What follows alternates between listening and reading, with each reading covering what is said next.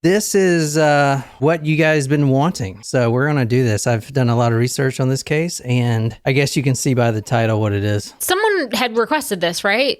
When we were chatting last week? Yeah, it was requested by quite a few of you guys. A lot, actually. We're starting back at the very minute that it happened and going from there. That's how I did the case. And I'm monitoring it live, too. And if anything comes out while we're doing this episode, we'll talk about that, too. But we'll have to do a lot, like some live ones. Yeah, we're probably gonna do live updates this week too, because I don't know. There's some stuff happening on the fly with this thing. Yeah, but I do want to say, we are going to Moscow tonight. Okay.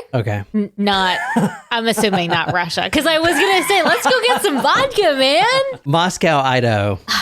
But so damn, I don't have any ginger ale or ginger beer to make Moscow mules, but had I known. This is the stabbings. We're going to go through it step by step, and this is the complete case. Everything you need to know. Everything. You don't have to go anywhere else. I've used probably about 100 sources, and I'm going to do a complete write-up, a timeline with every one of them. Boom, boom, boom, boom, boom. This was, a month ago? What's today? The 10th? So it is the 10th. So this happened on the 12th. So yeah, we're right at 1 month of 4 college Idaho students getting brutally stabbed and murdered. There's no one caught yet. There's no suspect. And it's kind of looking like it's getting bungled, honestly. But this is the case in its entirety as up to right now. I can promise you that. But I do want to say a lot of people has requested me to do this case, but I want to give this credit to Erica. She actually messaged me on our Patreon. You can go there, patreon.com/talkmurder. These usually aren't my cases. I'm going to tell you that right now. So I usually focus on serial killers and like cannibalism and all kinds of CIA cover-ups and Area 51 cases. But this is obviously what people are looking for and what you guys want. So that's why we're covering it. I am super excited. Well, not excited. This is a very tragic case, obviously. Tell me everything you know about it right now. Anything, just little details. The Idaho thing? Yeah, Idaho, yeah.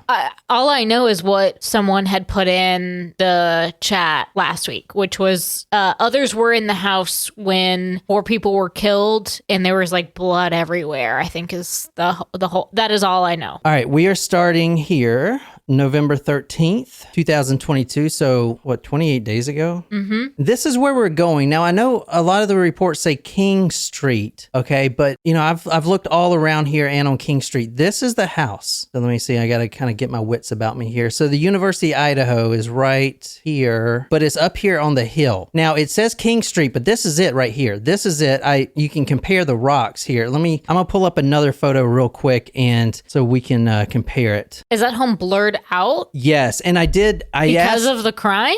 Well, so I asked about that on live chat. I'm like, this is a little odd that this is blurred out. And Shram said, our good supporter, she said that you can actually do that yourself, and which I did to our house. It's a great idea, people. This is one thing you need to do. It takes 2 seconds. Well, first, if you're listening to this and you're alone at your house, go and make sure your damn door is locked. First thing, because this shit could happen anywhere. But also get on Google Maps, look up your address, and there's 3 little dots, say report a problem, and then blur your house out like they did this. The reason being is because especially now in during the Christmas season, you'll have robbers coming in, right? And they'll actually look at the layout of the house on Google Maps to find their best entrance. So that is the reason you do that. You report a problem and then say, for privacy reasons, I want my house blurred out, and they will blur it out for you. Wow. So make sure you go do that. It's very important. All right, let's make sure we do that for Jen when we're over our house tonight. But so this is the upside of the house right here. And you can see this is the same location here. So what I'm trying to say is this is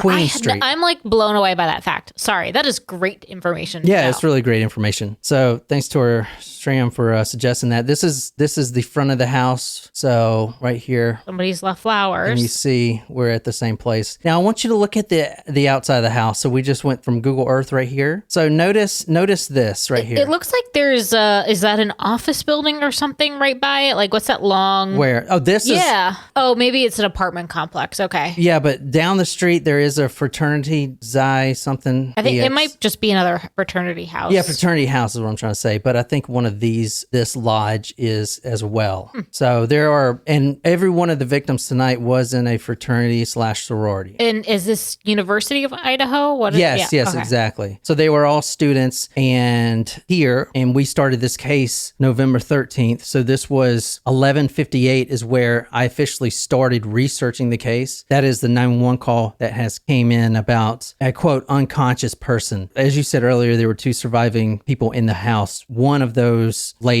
surviving ladies called 911. So don't get stuck on the unconscious person. It sounded weird at first, especially in the when this case first launched, when this first happened. People were like, well, who would report unconscious? It was just the roommate that reported it. It was just a weird kind of wordage. November 13th, 2022, the Moscow police got a 911 call saying that an unconscious person was in this address, and the police, when they go, they see an awful, awful scene. It is a stabbing scene, which means there's a lot of blood, and you have 4 victims that ultimately are killed. Now, I'm not good with names. I did listen to the names, but these are the victims right here. Ethan Chapin, he's 20 years old. Kaylee Goncalves, Goncalves,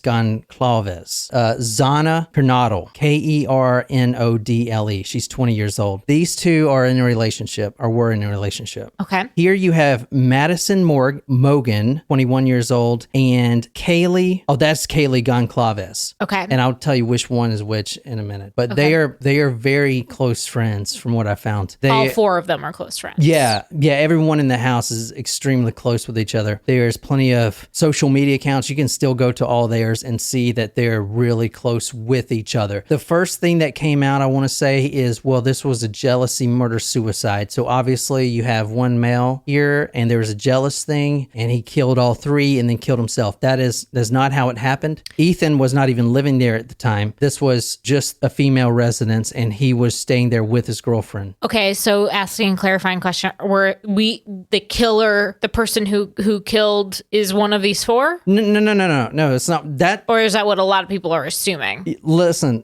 This is really important. This is why I believe that this case is getting bungled right out of the gate. Is because the mayor especially came out of the gate and started speculating in public about, oh, this is a robbery gone wrong. No, this is some kind of love thing. Why would the mayor make speculations like that in public? It's not his job. Exactly. So, and when the police purposely withhold information, not only does the family get involved, they start releasing to the media, but also it fuels speculation. So if the police don't come out and say, okay, this is not a murder-suicide, people are going to automatically kind of put that together that it might be. It might be a jealousy thing. That rumor is going to spread, and then that's how we have, all this speculation on the internet. Misinformation. Exactly. Yeah. So what I did with this case, I want to reiterate one more time. I went back to the first news source that had printed anything about this case, and I went from there. It took me a long ass time, but I went day by day, skipping some of the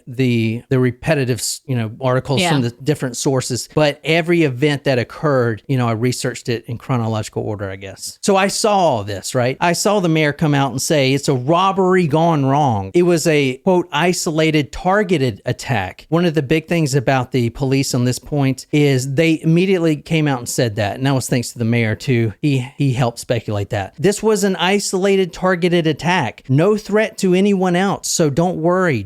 You're not in danger. This was an isolated, targeted attack. The killer's still out there. So don't worry about it. They're trying to calm people. There's not a killer out there that is some kind of weird spree killer that is knifing people because it's a targeted attack. But they don't know that for sure. You know why they don't know that for sure? Because they don't know who fucking did it. Right. So why would they say that? Why would they release that? Unless they have evidence that they're not releasing that's making them say that. I don't know. Nope. They released that. But even if they do, there's still a danger to everyone because the killer is not caught. You know what I'm saying? It's still a danger to everyone, or no imminent threat to anyone. This was a targeted attack. It's still a dangerous place. The reason they're saying that is obviously they don't want to deter any new students coming into the school year. That's obvious what it is. They don't want some loose killer out there sniping people and their attendance will be down. I mean, that's got to be. I don't know why else would they would say that. Sable says, the mayor, nothing to see here, people, just some random stabbing. And Courtney says, says there was a stalker theory, but that one doesn't make much sense to me. This is what the mayor says, which is weird, right? Well, why would the mayor get directly involved right at first? I mean, I understand they're going to get involved from like a press conference perspective, but that's when you kind of like anything that I think we've ever usually seen, the mayor's there to like tell the police,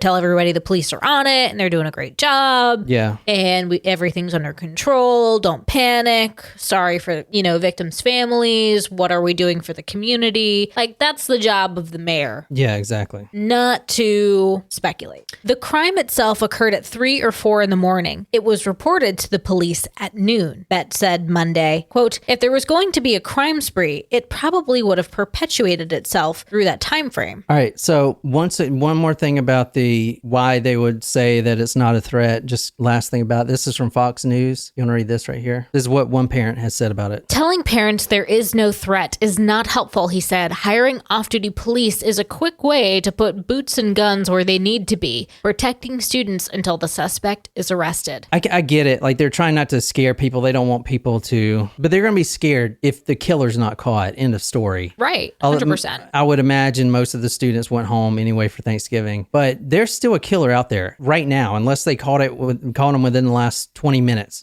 That he's still out there. There is a threat. End of story. Lock your door. Hide your kids. Hide your wife. End of effing story, dude. There is a threat out there. There is someone on the loose. It's kind of a oxymoron or whatever, saying there's no threat. The killer is still at large. Those things don't go together. Anyway, that's the last thing we were talking about that. All right. There was no weapon left at the scene, and the New York Times reported that the mayor, Art Betsy, the mayor of Moscow, said it was a, quote, crime of passion. So this is right when the case hit. So you see, it's not us true crime sleuths doing this, guys. It is the mayor speculating right out the bat that this is a crime of passion. What stance does he have to say something like that? Obviously, he says something like that, and then not only it may not be true, but it actually interferes with the investigation. These police, they get what is it called?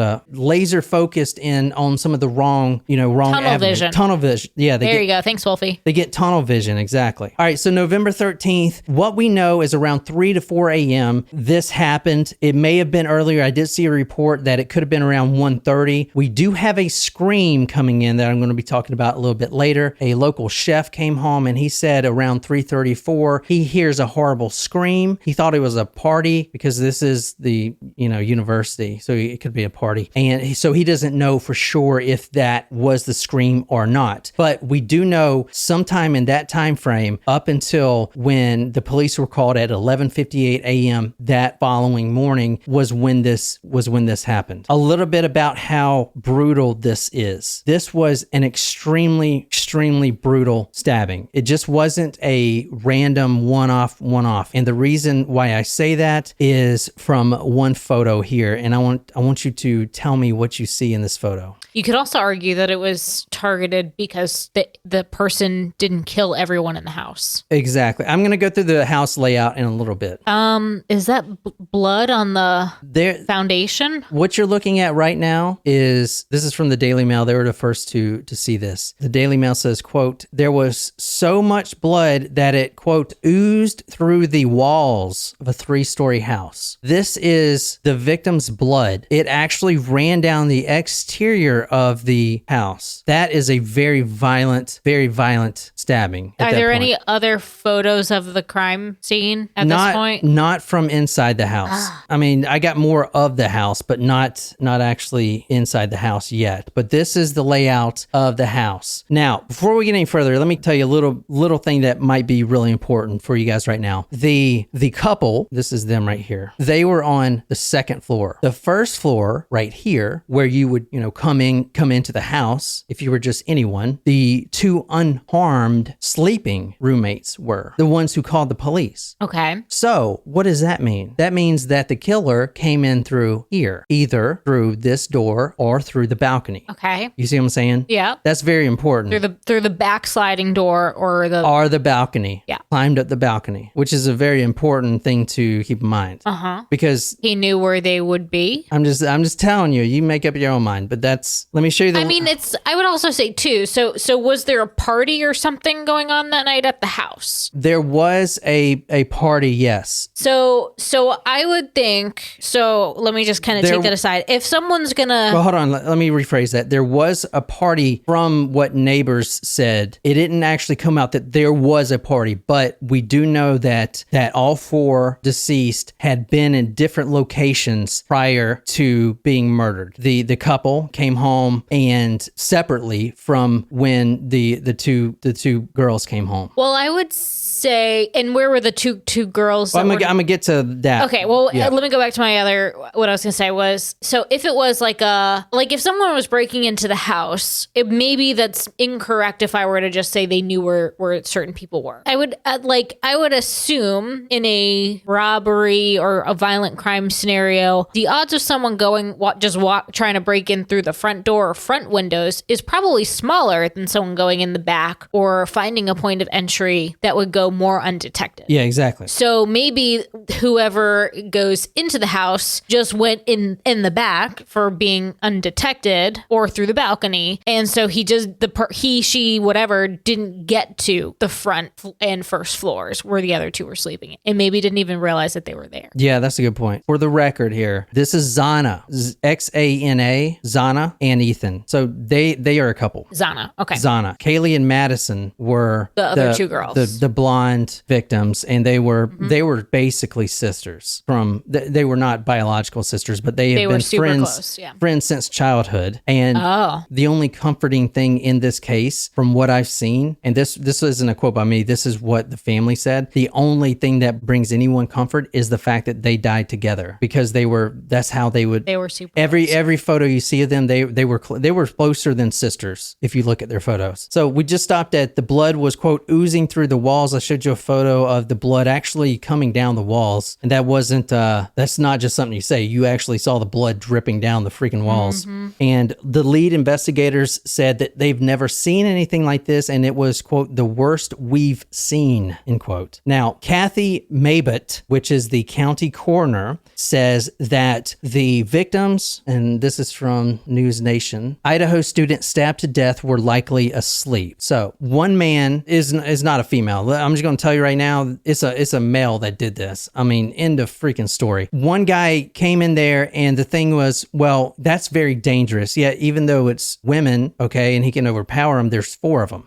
Really, 6 people in the house. Yeah, exactly. Really 6. Yeah, that's a good point. So it's very dangerous to do. But if they were asleep, then it's a lot easier because you got the surprise attack on them, right? And if they were maybe if they went out that night or something like that, if they had alcohol in their system or something, it would have been harder to wake up. Yeah, exactly. It has to be somebody pretty angry in order to stab 4 people to death, Mabott told News Nation. The victims were stabbed in the chest and upper body, the coroner said. So the coroner comes out and says that. We don't have the autopsy report out, but we do know they were stabbed in the upper chest. They were sleeping, and to go over this right quick, they were killed at different times, which is going to become a huge thing that we're going to talk about. But here is the layout, a good layout. This is from the Daily Mail here. So this is the first and second floor and the third and fourth. Kaylee and Madison, they were sleeping in the same bed. Okay. They were literally best friends. They're sleeping in the same bed, as they do everything together. So they were attacked together as well. So was Ethan and Xana. Sable says, giving me Ted Bundy vibes. Dude, good. I agree. Good point. The reason she said that is because if you remember Ted Bundy, his last murder spree was in the University of Florida. Yeah, I think so. University of Florida. So Ted Bundy was a sexual lust killer. He had a very bad problem. If you read... That's an understatement. If you read Anne Rule's excellent book, she was actually really good friends with Ted Bundy. I think we talked about that. Mm-hmm. But Ted Bundy, he was probably the worst sexual deviant that has ever existed. But his last spree was completely unrelated to his normal killings. He basically went into, I believe it's the University of Florida. I may be incorrect. It's been so long since I've covered it. But he went in there with with firewood logs, and bludgeoned, I think, 3 or 4 university students. And so that's what Sable's talking about, Ted Bundy vibe. It does seem eerily similar to that. So great point there. Great point. That's awesome. All right, let's move on. We got a ton of people in here, I know. know, don't we? Yep, we Jesus. are Everyone wants to know about this. growing. So Kathy Mabbitt, she is the coroner. Now there is something in the news about her, but it's unrelated. So I'm not putting it in here. If you see it, she also is an attorney, and she is currently defending a murderer. So it's a coroner / attorney. Huh. It's kind of a weird. Busy. Very busy, yeah. But she is defending a murderer, and from what it seems like, they were unrelated. So I omitted that because I don't want to bog people down with that. And people do have problems with that too, right? So we're going to talk about some retired detectives, and we're going to talk about some FBI agents who have had a say in this matter. One retired detective, Phil Waters, he says the following. The use of an edged weapon is going to prevent any kind of real sounds that would awaken the other two girls, Waters says. If this person, and it appears to be they are, proficient with an edged weapon, the deaths would have occurred so quickly that there would have been no opportunity for them to cry out. Okay, that's from Inside Edition. That's from his quote right there. So they were killed quickly. This is also very important right here. He claims, this is from the New York Post. University of Idaho murders. Cops believe killer proud of the brutal weapon. So what they're trying to say at this point is because you saw the blood oozing out. These were, quote, large punctures. The police are now saying that the killer is proud, quote, proud of the, quote, brutal weapon. Why do you think that is? Like, tell me what you think at that point. Like, proud, what does that mean? Because of how much blood, was apparently involved in the scene? I want you guys to think about this. I was in the military. When I hear this proud of this brutal weapon, and let me show you what they think the weapon is right quick. Okay. The weapon type is extremely important, and I think they're not looking in the right place, and I think they need to go back and see who would use these types of weapons. This is what they think the weapon is. It's a K-bar knife. We've used them. If you've been in the freaking military, you at least know this knife. End of story. So why would they assume that it is this knife? They haven't came out and said that yet, but by the puncture wounds and how deep they were, this is kind of what they were looking for. No, they have not found the knife. This is basically what they came out and said. This was the K-bar knife, a K-bar combat knife. Now, if that's speculation, then that's BS. I'm telling you, because that, to me, this is a very important clue to who you should be looking at. Anyone who's proud of their weapon, a knife weapon, and is comfortable with that amount of blood, that intimate blood. When you stab someone, it's not like in the movies. Their juices, not only blood, but their spit, their everything is getting on you. You have to not only be comfortable with it, you have to enjoy it. So you have to have a weapon you're proud of, which is a K-bar knife, because this is a pretty expensive knife that you can't buy anywhere. You can't just like buy one on eBay? I mean, yeah, you can buy them on eBay. Maybe sports stores have them. You're not going to buy this like at Walmart, I'm pretty sure. Someone who would have this, two people come to my mind. Like I said, this is my speculation. Two people come to my mind: military, ex-military, hunter. That's it. That is who would have that knife. So I'm going to go a different route with like someone who is like a wannabe. Maybe, but that's even still the same route. Think of the alternative here. Think of this right quick. We've done a lot of these stabbings. What is it? It's a kitchen knife, fillet knife, serrated Cutco knife. If it is something like this, it is on purpose. It is bought for that reason. I can promise you that. If they are looking for someone with a K-bar knife like this, I can promise you it's going to be either military or a hunter. That is kind of like my theory. And they're not looking in that direction. So but the weapon itself was not yet found, right? Like this is just they're kind of speculating it was a knife, probably like this. They have not came out specifically that I've seen and said they found the weapon. They searched all the dumpsters and everything else. They may have the weapon. Well, they just don't come out and say it. One thing I do want to we're getting more information from the parents at this point than we are the police. Well,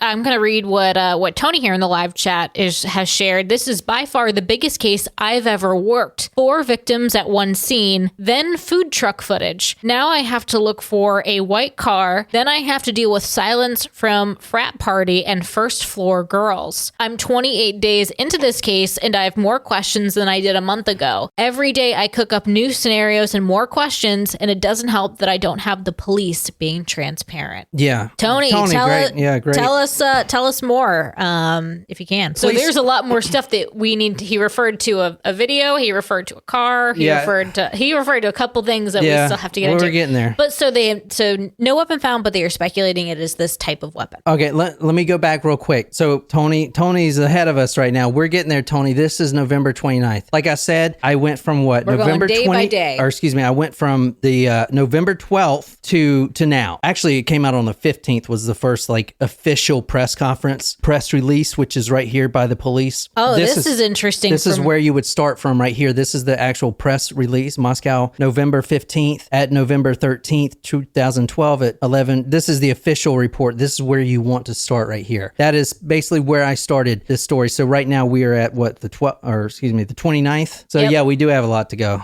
All right. Tony also shared, when I heard the University of Idaho had an on-campus agricultural meat butcher shop where they sell retail meats, it expanded the number of students with access to knives and butchering skills. Yeah. Woo! Damn. Yeah, that just adds a whole nother complication. Do they have an ROTC program? Would be my other question. Do we know if Idaho has something like that? I don't know. That's a good question. I didn't think about that. I'm not personally thinking it is a student, but I mean, I was about to ask Tony something. Something that lives. I mean, to live in a college town, otherwise, or I'm assuming not coming from a super far distance. You know what I mean? Like, it's got to be in the general. I feel like there's a fork here. This is the first question that needs to be answered. Stop looking at cars and all this stuff. All this stuff is just getting people tunnel vision. This is the first questions. End of story. Targeted, not targeted. Because if it is not targeted, we're going to be in for a freaking hell of a ride. All right, moving on. So large punctures, and he was proud of the knife. He paid money for the knife. Go ahead. I'm curious if that was the knife that you showed. If that's an expensive knife to acquire, like $100. So I don't know why they said it was a K-bar. Either they have the knife or they know something, but it's in the report that says it is a K-bar knife. That's what they're looking for. That is a very specific knife. If I wanted to buy a hunting knife for cheap, you would buy a Gerber. You know what I'm saying? Like I have that big ass Gerber. A K-bar would run you probably, I don't know, $100 for that knife. Yeah. Okay. Yeah. I did just do a search. Yeah. You can get them at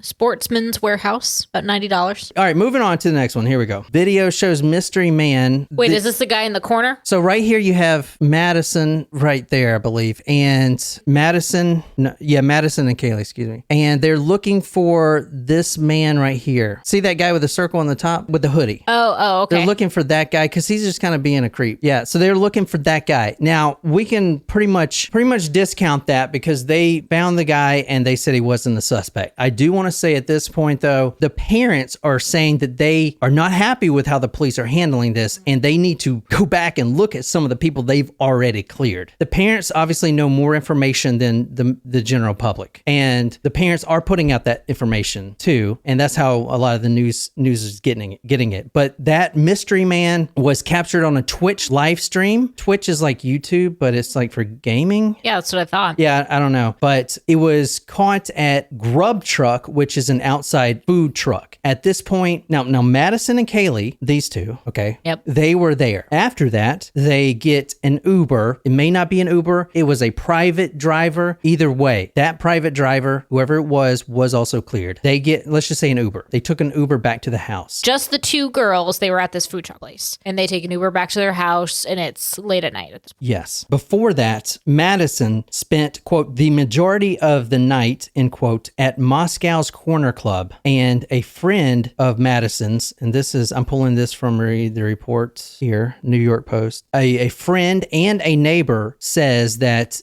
night they were, quote, just laughing with all of her friends. Okay. So what she's trying to say is, quote, it was just a normal night in Moscow. Okay. That's what she's trying to say. Basically, there was no like stalker beating on the door. She wasn't frantically having a stalker on the phone type of thing like that. It was just a regular normal night in Moscow. It was Sunday, November 13th. They ordered $10 worth of food from the Grub Truckers, and this was at 1:41 a.m. So that's answer your question. Okay, 1:41 a.m. Yeah. They get back this only a few CNN, minutes later, and that's it is any time from when they get home. Yeah, which to noon the next day. Which is 1:45 a.m. Yep. Obviously. So was the couple already in the house, or did they go somewhere? Okay, let's get to that. Okay. Yeah. One thing I do want to point out, in September, so this happened in November. In September, we're going back 2 months. September, October. We're going back 2 months. The Moscow Police Department received a report that a group of students were walking the steam plant parking lot number 14, and the student recreation center on Paradise Path, and were threatened by a person with a knife. State Sea Alert from September 12th. So this was prior. This was a knife threat here. So this is something also to look into. And from what I'm seeing, they have not discounted this guy. They haven't even said who he was. But there was I mean, I know who he is. Yeah, I know, exactly. But so that is still on the table at this point. That man was a white man, 18 to 22, black clothes, black baseball cap, riding a mountain bike, which is concerning because if he would have come in the back like that, this was submitted by a parent. Yeah. All right. So moving on. Where was the couple that night? And then did the girls have a boyfriends or significant others? And then I just was thinking about like, gosh, with how much blood this person came in and did this would have been covered in blood. There was no tracks. They haven't said it, and we've seen the outside of the house. You would think they'd be everywhere. You would think there would be blood splatter outside. If the person had a mountain bike, that even like that would the show. Tracks. Yeah, they should have looked for the tracks and stuff like that. I mean, who knows? This is, I think, why it's important to let the public know. Man, this is the day of internet. Everyone's got a true crime podcast, dude. If you don't let us know, we will. It'll come out in a way that you don't want it to. End of story. You know what I'm saying? Yep. The reason the police keep this stuff secret is because if they withdraw information like that and hide it, if someone comes forward and offers some of that information that is not public, then they know that he's legit. Whoever is saying this, a witness or whoever, that's a legit source. So that's the reason they do that. Okay. Yeah. Plus they also redact, other students' names and stuff like that for privacy concerns. So the couple, we're talking about Ethan and Xana, they were at a party on campus before the attack. The other two females were at a downtown bar, then they went to Grub Truck, and that's where we got on video. I feel like whoever was killed first was not the intended, like not necessarily the person that there may be a tie to. That makes sense. Chapin and Kernodle's timeline seems to be one of the larger areas that we don't have a lot of information. Okay, I do want to say this. There is a 3-hour gap. I do remember seeing that, a 3-hour gap, which they're trying to close at this point. They're trying to get whoever was with them at the time to close this gap. So they don't know where they were within this 3-hour period. So that's current. I want to say this right quick. This is FBI has joined the case. So the FBI is involved as well. All right. So Kaylee calls her ex-boyfriend. His name is Jack. Let me show you these two right here. This is the ex-boyfriend and her. So as of now, it seems like the boyfriend, Jack, even though there was a lot of calls made that night, I'm just going to read this. This is from Inside Edition at 2:26 a.m., which means at this point, Kaylee's still alive because Kaylee starts to call Jack. Like I said, 2:26 a.m. So they left at 1:41 a.m. from the food truck. They get back. Now Kaylee starts to call Jack, her ex-boyfriend. Olivia Goncalves, which is the sister and the one that's bringing a lot of this information out, told Inside Edition the following, quote, Kaylee calls Jack 6 times between 2:26 a.m. and 2:44 a.m. From 2:44 to 2:52, Maddie calls Jack 3 times. Then Kaylee makes a final call to him at 2:52 a.m. And does Jack answer any calls? I don't think so. I do not think so. But I will say that police have ruled him out as of now. Okay. They have ruled him out at this point. As I said, the sister, Goncalves, is bringing a lot of this information forth. She's the one who found the food truck video. She's also the one who tracked down and interviewed the driver. She says,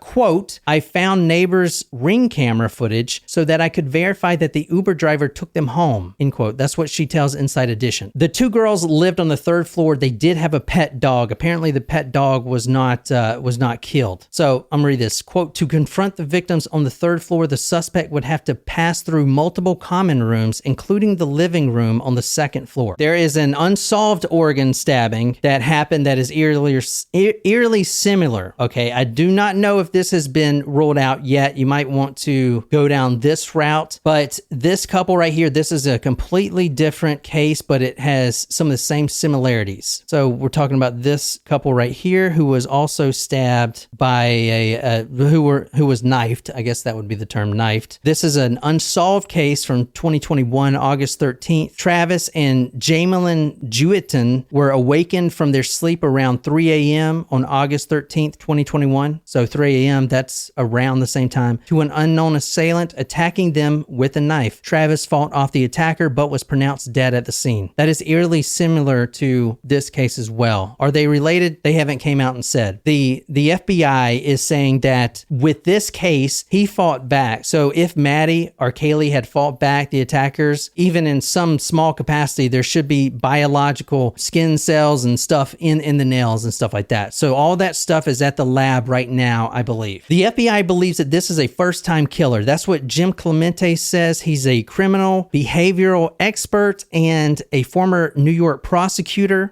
University of Idaho suspect who stabbed students to death is a first-time killer and comfortable with blood. Comfortable with blood. That's a very big thing. You saw the blood dripping down. To stab someone like that, I've never done it, but it's not like shooting someone. It's very personal. You're getting their breath on you. I mean, I can't imagine. And how deep the stab wounds were. What I'm trying to say is like the punctures wounds were so deep and it was so close and so personal. I mean, that's got to be a traumatic experience for someone that would not a sociopath, I guess. Someone that didn't love to do that. You know what I'm saying? Mm-hmm. It's like, would you skin a deer?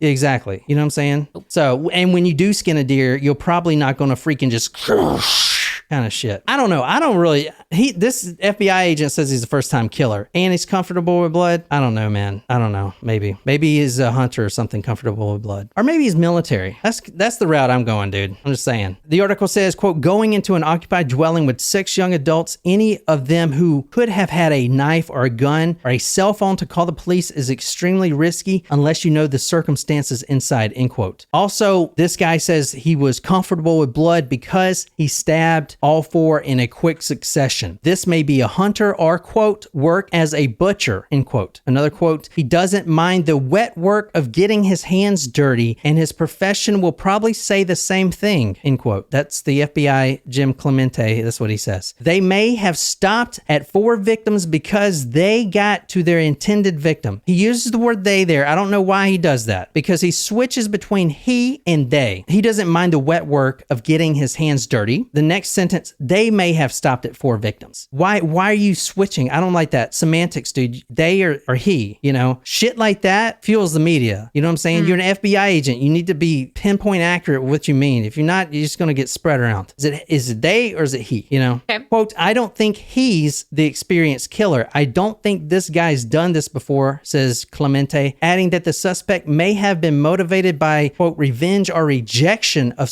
or some kind of insult. So I was thinking that too. Yeah, maybe, you know, girl, I mean, how many guys have you pushed off? Like just in the bar? Like y'all do it all the time, you know? But to some guys, you know, it kills them. To someone who is unstable. Revenge or rejection or some kind of insult. So this is what a security consultant and former FBI agent Pete Yakmet says. He also agrees with Clemente, saying that the suspect is a, quote, young, unsophisticated person, end quote. Going into an occupied home where there's 6 people in different rooms in the middle of the night is pretty dangerous. That is true. So, you know, is it targeted? The parents put out a really interesting theory, I guess. So this is the victim's father, Stephen Goncalves. He is the father of Kaylee. Obviously, he's been extremely emotional. I love how the papers are saying acceptably, because it's acceptable for the parents to be like this. This is a terrible crime that's happened to not only his daughter, but basically his other daughter, because his daughter, Kaylee and Madison were so close. They were like childhood friends. They were best friends. So basically this guy has lost 2 daughters, not to mention Madison's father as well. But this is the father right here. And he is put together pretty good. You know, I'd be crying like a little baby, but he puts together a very interesting lead for us. If you want to read that. Means of death don't match. Victim's father claims.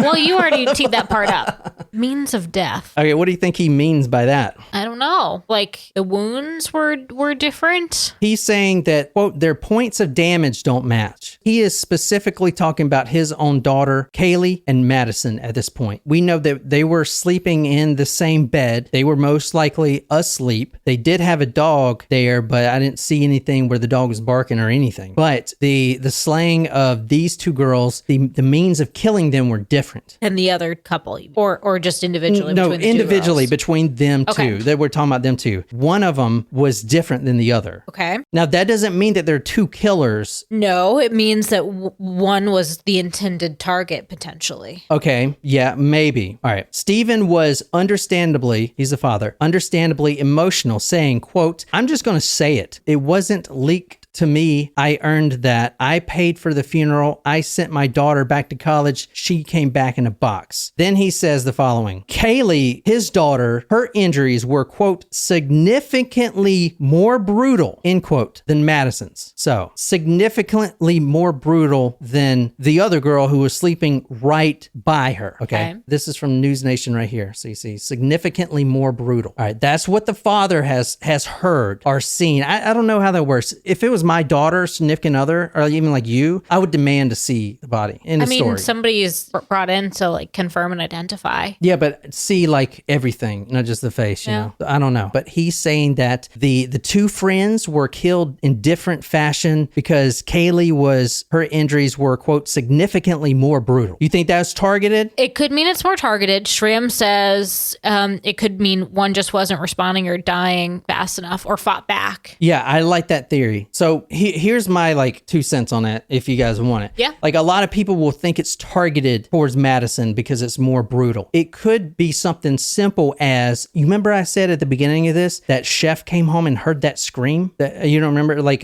he heard this horrible scream at like 4 a.m. or around, the wee hours. You're in there, you stab this victim, and then the other one who's sleeping beside you starts screaming her head off. What does that do to you? You get really pissed off and you take that knife and you take it out on her. That could be as simple as that. That's my speculation there. Does that make sense? But, it could mean it's targeted as well. But I don't know. The two roommates that were living there have been working with the police. They are not involved. End of story. Dylan Mortensen, 19, and Bethany Funk, 19. They were on the first floor. They have been working with the detectives, and they are obviously extremely distraught, and they have been providing everything they know. So they are extremely lucky. I'm just gonna say it. Holy shit. They are extremely lucky. Yeah. I mean, Jesus. One more thing. The bathroom door shower was left open. This was confirmed by a neighbor. A neighbor told Fox News that this door was ajar in the morning, just like this. And I believe they left it like that. That's the crime tape there. I think they do that on purpose. Like if the door's open, leave it open, end of story. That type of thing,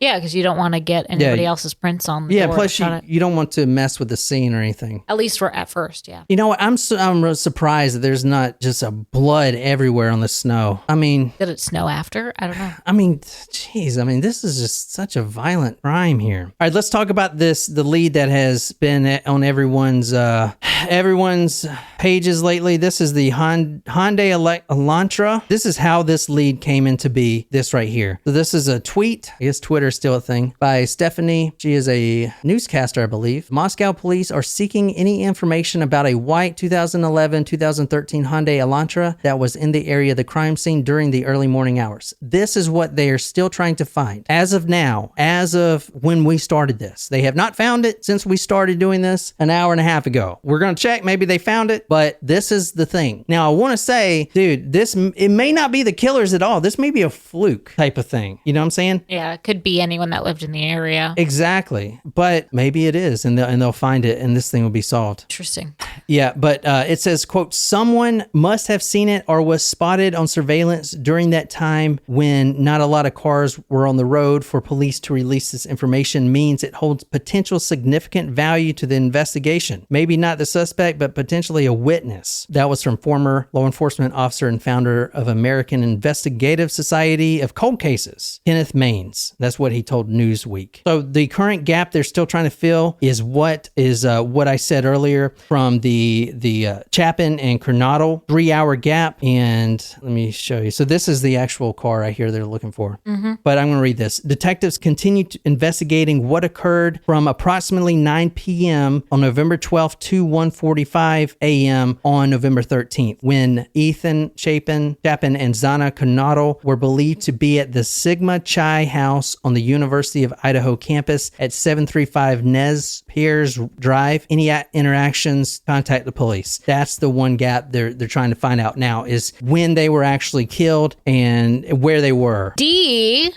says, is it possible that Kaylee was also positioned after her murder? That could also mean that she was targeted. Yeah, maybe. That's a good question. No, we don't know exactly how the bodies were found. I'm going to go out on a limb here and say that blood was not on the top floor. He saw it running down the foundation. It looked like the second floor. I don't think that was their blood. I think that was Ethan's. That is speculation. Like I said, we don't know how the bodies were positioned. We don't know anything. We do know that Kaylee was more significantly killed, more power in her thrust of the knife than the other one. That information came from the parents. This is breaking news right now, 18 minutes ago. Police say stay vigilant. Wow, this is a way different approach than there's no threat. Don't worry about it. Just continue on. Now it's stay vigilant. Let me see. Tips pour in, a mystery car. So it's all the same thing. Convicted killer arrested, mile from Idaho murder, not a suspect. So this is what people are flipping through now. This is the last thing when I researched this case is what I clicked on. Wow. We will have to very closely follow this one. And I'm sorry if I got anything wrong. I have like probably 100 sources here. I'm going to do a complete write-up. And anyway, that's all I have now. So as before, this is Nicole and John. We usually have another co-host, Jen, but she's not here today. This is the Talk Murder Me podcast. And until next time, good night, you lovely, lovely people.